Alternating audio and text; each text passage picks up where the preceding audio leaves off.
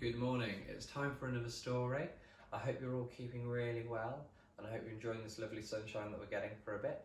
Now we are going to read What the Ladybird Heard on Holiday, because that goes with our next reception topic of Off on Holiday. So let's get started. One fine day in the middle of May, the Ladybird went on holiday.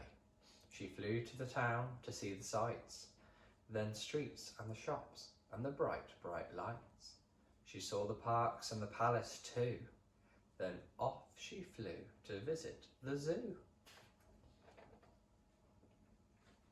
And the crocodile snapped, and the tiger growled, the lion roared, and the monkeys howled. The elephant trumpeted, trump, trump, trump. Humph, said the camel with the great big hump. The hyena laughed, the hummingbird whirred, but the ladybird said never a word. But the ladybird saw, and the ladybird heard. She saw two men she already knew. They were Lanky Len and Hefty Hugh, and she heard them chuckle, ho, ho, ho. We're going to kidnap Monkey Joe. We'll hide till there's no one else about. Then we'll pick the lock and we'll get Joe out. And if we give him lots of fruit, he'll do the job and he'll get the loot. The palace isn't far at all. Monkey Joe can scale the wall.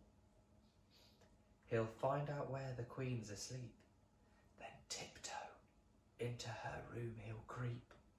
He'll open the sack and steal the crown. We'll soon be the richest men in town.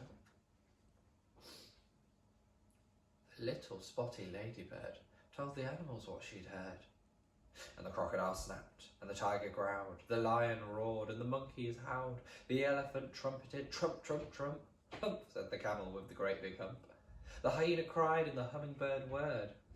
And all of the animals, feathered and furred, said, no, no, no, no, no, no. We can't let them kidnap Monkey Joe. But the ladybird had a good idea, and she whispered it into the monkey's ear. Then straight away the ladybird flew to the palace and had a word with the queen's two corgis, Willow and Holly. And one said gosh, and the other said golly. And both the dogs agreed to do just what the ladybird told them to. At dead of night, the two bad men, Hefty Hugh and Lanky Len, checked there was no one else about. Then they picked the lock and they got Joe out. They carried him off to the palace gate. They gave him a sack, then lay in wait. They watched him scale the palace wall, and they muttered, careful not to fall. Then they rubbed their hands as they saw him creeping into the room where the queen lay sleeping. Corgi Holly and Corgi Willow, who lay each side of the queen's soft pillow, were wide awake, and they said to Joe, come on, monkey, off we go. Then led the way while the queen still slept, and they showed young Joe where their bones were kept. Then they helped the monkey fill the sack, and they wagged their tails as he carried it back. The two thieves yelled, hip, hip, hooray, but now let's make our getaway. They carried the sack to a nice quiet park, where the only sound was a distant bark.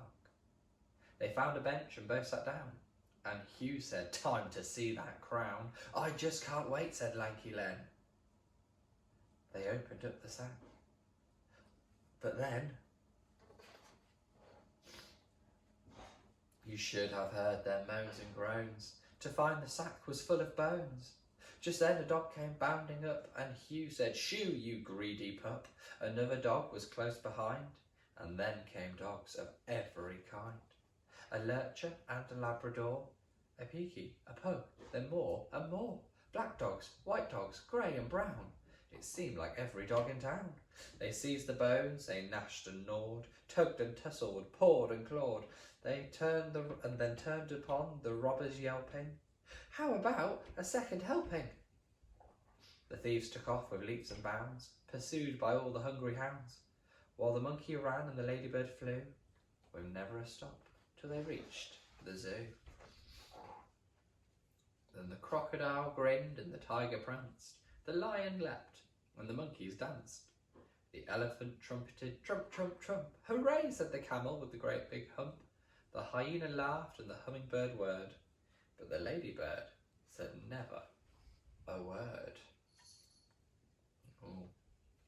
So those two bad robbers were up to no good trying to steal the Queen's crown. So I wonder what else the ladybird did while she was on holiday. Hopefully it wasn't all work and just saving the Queen's crown. Right, until next time guys, bye.